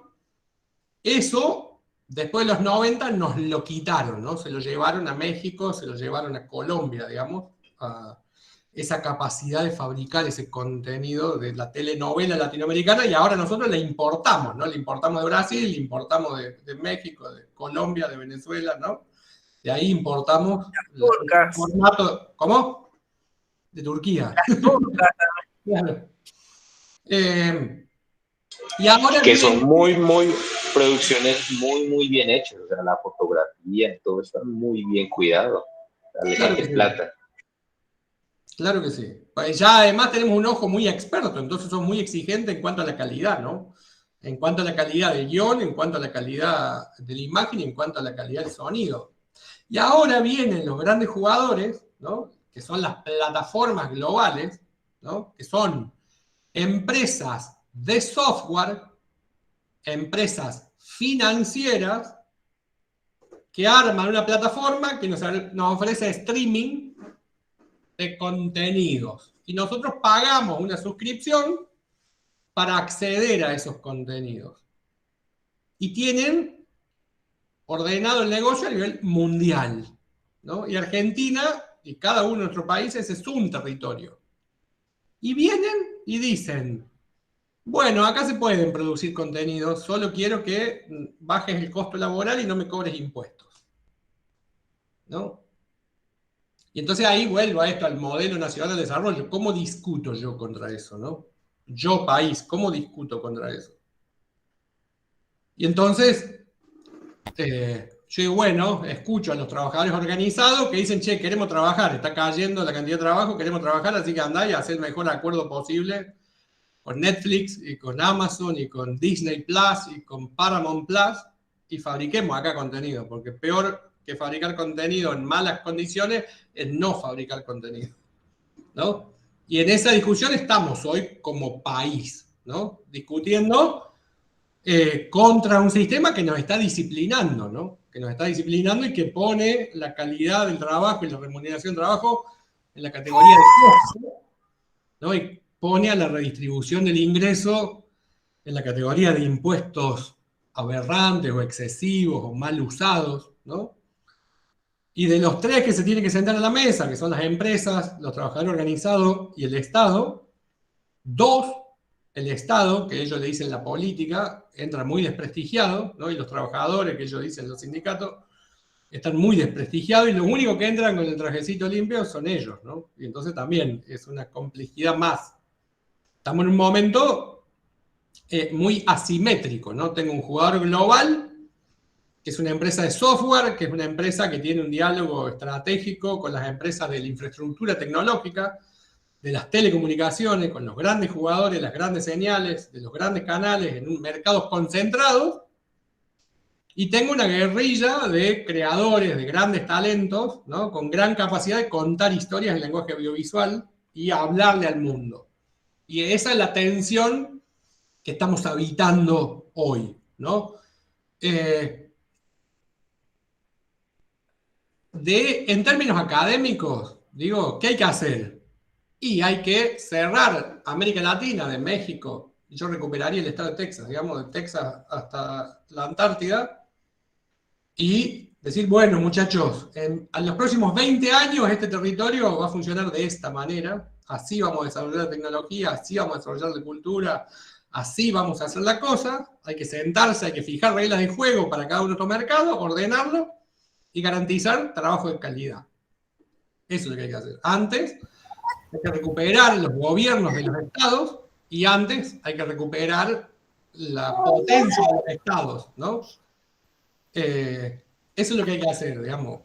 ¿Cuándo lo vamos a hacer? ¿Cómo se hace? ¿Cuánto tiempo nos va a llevar? La verdad que toda esa parte me excede, digamos, estoy acá como profe de esta charla, ¿no? Digo, y entonces, pero digo, es esa la idea, no es otra, ¿eh?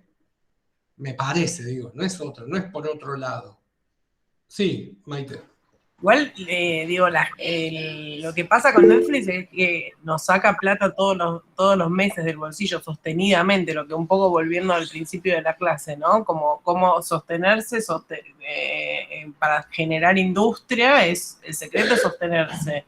Menos intermediario, vamos directamente al bolsillo de la gente. Digo, si todos estos territorios que vos decís, nos ponemos de acuerdo y decimos, che, no le pagamos más a Netflix todos los meses que me saca no sé cuánta guita, a mí, a vos, acá, ¿cuánto levantamos? Si nos juntamos todos y decimos, no, guardemos la plata de Netflix para otra cosa. Me parece que tiene que ver, o sea, con eso, o sea, como poder incidir directamente como más al hueso, que es, o sea, lo estamos financiando entre todos los países del mundo y la billetera está yendo a un solo lugar, que es Estados Unidos. Y la verdad que nos dé trabajo de calidad está buenísimo, y la verdad que hoy hay mucho laburo gracias a las plataformas, pero no dejan, o sea, de hacernos sentir esclavos, ¿o no? Porque solo le estamos dando un laburo para que ellos y encima le pagamos, y encima nos sentimos orgullosos de vernos. Hacer el mismo relato, no desde el reclamo, Maite, sino de la de la prospectiva. Digo, nosotros necesitamos conservar la capacidad de fabricar contenido. ¿Está bien? Necesitamos conservar esa capacidad porque no vamos a ser líderes en infraestructura tecnológica hasta que no ganemos una guerra y saquemos a un país vecino y dispongamos de esos recursos para darle comida a la gente nuestra. Más allá de ¿no? ¿Sos saqueador o sos saqueado? ¿Está en la mesa de la OTAN o no está en la mesa de la OTAN? Y eso es un dato de la realidad. Pero no para que nos resignemos, sino para que entendamos toda la tarea que hay por delante, ¿no? Es decir, che, hay que recuperar todos estos factores de poder para ordenar esto. Y de mientras, entender cómo funciona. Entender cómo funciona para optimizar nuestras estrategias de empresa, de universidad, de productor, de director, de guionista, de profe, ¿no? De cómo yo no me peleo contra esta realidad, sino que lo ordeno e intento que esto se acumule en un lugar, esperando el momento que encontremos las condiciones para que se desarrolle en ese sentido, ¿no? Y por eso me parece clave ARSAT, me parece clave INVAP, me parece clave el CONICET, me parece clave cada productora en cada ciudad, en cada provincia de Argentina, ¿no? Me parece que eso es clave en esto. Es decir, che, conservo una capacidad de pensar la tecnología, de desarrollarla, de pensar la infraestructura, ¿no? De jugar en esa cancha, aunque sea como usuario, aunque sea fabricando el satélite, aunque sea fabricando 200 pelis por año, ¿no? Digo, me parece que eso son aspectos que se transforman finalmente en ventajas país, ¿no? Que tenemos que defender y afianzar. Juli levantó la mano, yo quisiera empezar a cerrar, digamos, con lo cual le escucho 2 o 3 comentarios, preguntas finales y intentemos un cierre. ¿Habló? Sí, dale, Juli. Perdón, chicos, pero estoy sola y necesito... No. Es que en realidad quiero como refrescar un poco esto, digo, la primer potencia latinoamericana, si se quiere, histórica. En la historia fue Paraguay, y Paraguay fue despedazado incluso por nosotros, ¿no? Pero fue despedazado. No tenemos que olvidar el caso de Dilma en Brasil, pero si Marcelo Tinelli hacía 40 puntos de rating y ahora hace 4, podemos tener esperanza, digo. Que se hizo contenido del necesario y el argentino también sucedió, pero que hay una falencia muy grande hoy también es real. Digo, a mí me llamaron desde México hace 2 meses para trabajar acá, y claro, es lo que decía Maite, o sea, te pago para ver, me pagás, ¿cuánto me pagás en dólares? $300, $400, ¿te salgo? Y no se puede, chicos, no está bueno. Contenido para hacer, sí, hay mucho, pero también como que falta un eje ordenador en la industria nuestra, porque yo hablo con amigas que la llamaron para el mismo proyecto que se va a hacer, que es La Reina del Sur, que lógicamente yo no voy a trabajar. NBC Universal. Sí. Y Underground, ¿no? Como de servicios locales. Sí. Que yo igual lo readmiro a Pablo porque hizo toda una movida, se movió por todos lados. Y finalmente, bueno, a él le resirvió, supongo que a Ortega también, y siguen haciendo contenido que es lo que más querían, digamos, que es no me quejo de eso, digo, hago un análisis general porque me considero un individuo con ciertas libertades, ¿no? Para hacer este análisis. Digo, es muy duro lo que pasa hoy. Que hablaba con un amigo y me decía, sí, me llamaron, no me importa cuando me pagan, pues hace 2 años que estoy parada.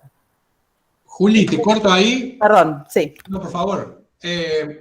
Y tomo esto que dice Juli, ¿no? Que es la mirada como laburante, digo, donde te atraviesa finalmente esto, ¿no? Y intento, vuelvo al principio de la charla, les voy a compartir un texto que se llama La teoría de los sistemas complejos en el análisis de los medios, y les voy a compartir de vuelta la perspectiva del desarrollo nacional del sector audiovisual en el ecosistema digital global, que el segundo texto tiene un anexo en donde están detalladas la cadena de valor. Me gustaría que lo miren, que miren la cadena de valor de las telecomunicaciones, de la comunicación y de la convergencia, que miren un poco estos tres flujos que decimos que son los estratégicos, ¿no? El de contenidos, el de conectividad y el de las aplicaciones, que miren la centralidad que tiene el que empaqueta, que es el que ordena el negocio, y que entendamos esta complejidad no para ir a un lugar de la resignación, sino para ir a un lugar de la resistencia, ¿no? Es decir, este mercado está organizado de esta manera. Hoy China, India, Europa, Estados Unidos son los jugadores que están ordenando los flujos, incluidos los del mundo, ¿no?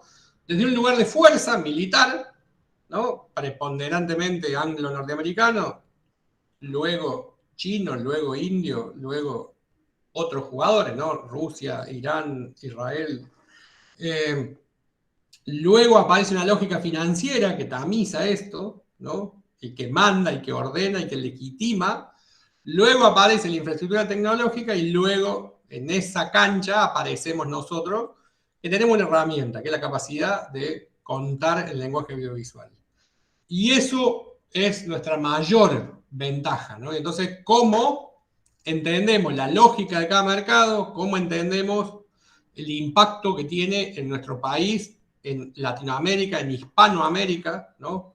El armado de esto. Piensen que España, junto con México y todos los países de habla hispana, conformamos este gran mercado de 450 millones de consumidores, a veces uno, del mercado hispano, ¿no? Portugal con Brasil y algunos países de África, del mercado portugués, ¿no? Y entonces, ¿cómo ordenan ellos? Justo Julia hablaba de NBC Universal, y hablaba también de Underground, ¿no? Underground era una de las productoras líderes de televisión de Argentina y fue adquirida por un gigante que piensa desde Miami, ¿no? Tenía el músculo en México, pero piensa desde Miami, y un contenido que va a ser La Reina del Sur, 60 millones de dólares, ¿no? La inversión en la fabricación de La Reina del Sur. Digo, van a filmar unos 7, 8 días en Buenos Aires. Y entonces digo, nada, sepamos que eso está ahí, ordenémoslo, pongámosle categorías, ¿no? Pensémoslo colectivamente y empecemos a generar ámbitos en los que consensuemos para dónde vamos a 20 años, ¿no? Esto de lo posible, donde tiene una parte que es utópica, donde nos gustaría ir, donde tiene una parte que es pragmática, ¿no? Que es dónde podemos ir ahora, ¿no? Y en la conversación de esas dos cosas es dónde acumulamos, ¿no? Para no pensar esto como individuos, ¿no? Nuestras asociaciones, nuestros sindicatos, nuestras agrupaciones, nuestras organizaciones colectivas son las que pueden llevar esto a algún lugar. Como individuos somos impotentes, ¿no? Como individuos tenemos muy poquitas posibilidades, ¿no? Es colectivamente que esto se transforma en una utopía en movimiento. Con eso cierro. Sí, Maite. Igualmente siempre terminan siendo 4 o 5, entonces por ahí individuos, hay algunos individuos que sí. Y esto de que por ahí la perfección tiene que ver con la soberanía en los contenidos, porque esto que cuenta Julieta, La Reina del Sur, o sea, como que en definitiva terminamos perdiendo, o sea, que es la batalla más como posible quizás, que hoy cuando está abierto todo el mundo, donde podemos llegar con nuestro contenido, o sea, sí, generar una soberanía como más a largo plazo.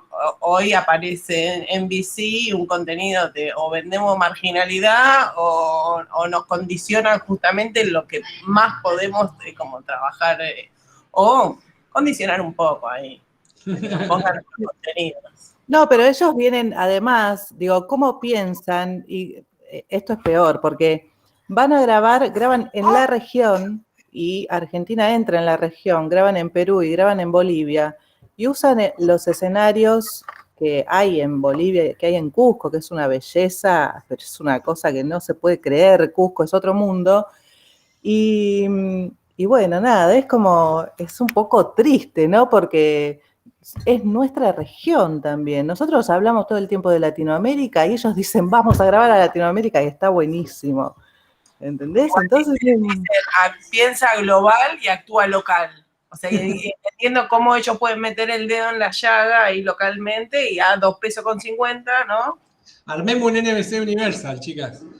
Pero es que Pero nosotros eso es muy decimos, ¿por qué cierto. es tan imposible pensarlo desde acá? Siempre me pasa eso. Yo digo, no sé, van a hacer un programa de lingüística también regional, no sé. Es como hasta eso, diría yo. Te corto de Ay, vuelta, Juli, que había pedido sí. Sergio también. Y los Eso, invito a ir eso, eso sí intentando es, cierres, aunque ahora aparecen eso las sí es mejores muy, preguntas. muy cierto. A mí me pasó con un cliente que yo tenía que entregar 10 piezas audiovisuales por mes. Y yo hice un paquete de precio, $2.500. Y una vez en una reunión miré cuánto cobraban ellos por cada pieza audiovisual, ¿sí? Por cada pieza audiovisual que yo les pasaba, ellos cobraban $2.500, $3.500, $5.000. Y yo por 10 piezas audiovisuales me paquetaban todo. Y claro, era el poder económico que tenían y los contactos que tenían. Y literalmente en esos momentos yo me sentí como que bueno, un poco esclavizado. En el mercado en NATPE, una productora argentina le vende a un canal de Estados Unidos un contenido, un paquete de 40 horas de documentales. Y no se da cuenta en el contrato y no le condiciona la reventa. Y ese era un canal de una red de 350 canales en Estados Unidos y se da vuelta y vende a los 350 ese mismo contenido, le pasa parecido con vos, solo que multiplica por 30 el margen, ¿no? del negocio. Pidió la palabra Santiago, gracias por los comentarios. Sí, creo que hay algo que decías antes, que está bueno, que es que sí tenemos los contenidos nosotros acá, y tenemos una ventaja y una desventaja, particularmente que en Argentina no se puede hacer cine sin el Inca, básicamente, hay un realizador independiente por ahí. La ventaja es que no dependemos por ahí de un gran grupo para hacer cine. Entonces, de alguna manera, no estamos limitados a lo que es el mensaje que queremos dar. Y creo que por ahí, no sé si cierta responsabilidad, por lo menos yo lo que siento es contar esto a través de los contenidos. O sea, todo esto, el poderío chino, yanqui, qué sé yo, ¿por qué no se plasman los contenidos? Está bien, no tendremos tantas pantallas, pero en algún momento capaz que sí. Y me parece que es algo que los productores independientes y los realizadores es como que habría que tomar un poco conciencia de eso y hablar de eso, porque también si no se habla, no es como que queda tras bambalinas todo, como que no se muestra. Para mí es como generamos un pragmatismo, ¿no? Que nos permita tener mayor incidencia. Yo siento que hay un grado creciente de toma de conciencia de cómo estamos y cuáles son los problemas que tenemos y las dificultades que enfrentamos, pero no hay tanto consenso en actuar todos juntos en una misma coyuntura atrás de una misma medida, ¿no? Y lograr el máximo impacto posible, sino que cada uno va construyendo una explicación parcial y después no se conjugan en un mismo tiempo y espacio todas esas parcialidades y se diluye, ¿no? Se diluye y ahí perdemos potencia. Por eso me parece piola estos ámbitos para poder discutir ideas rectoras, ¿no? Para decir, bueno, más o menos dónde estamos y para dónde vamos. Yo Sí, dejo también de igual. grabar acá, pero no para cancelar la charla, sino para dejar de grabarla, nada más. Creo Sí, que cualquier productor argentino sabe que es casi imposible competir contra un tanque de afuera. Y ahí como que ya hay un punto de acuerdo en común que todos lo saben. Entonces ya de por sí, desde el vamos, me parece que como que ya está la base para ir